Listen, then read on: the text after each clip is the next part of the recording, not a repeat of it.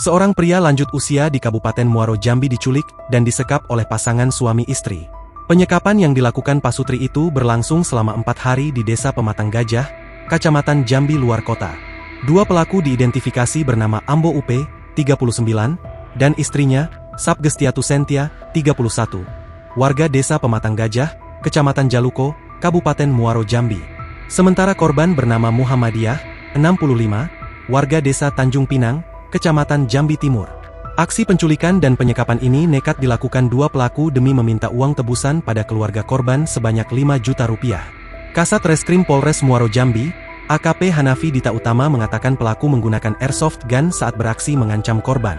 Pelaku juga mengaku sebagai polisi, sehingga korban takut, katanya.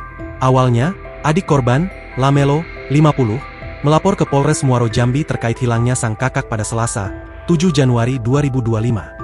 Begitu mendapat laporan, polisi langsung melakukan penyelidikan. Kemudian, polisi mengetahui keberadaan pelaku. Pelaku menyekap Muhammadiyah di sebuah rumah di Desa Pematang Gajah, Kecamatan Jambi luar kota, Kabupaten Muaro Jambi.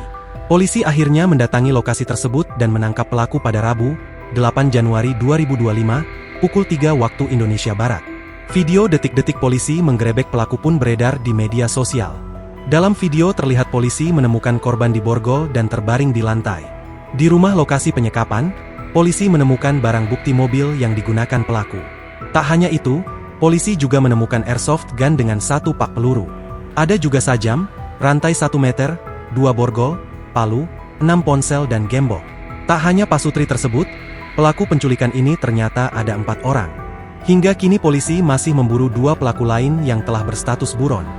Atas tindakan penyekapan tersebut, pelaku dijerat pasal 333 ayat 1 KUHP tentang tindak pidana perampasan kemerdekaan seseorang dengan sengaja atau mempertahankan perampasan. Download Tribun X sekarang, menghadirkan lokal menjadi Indonesia.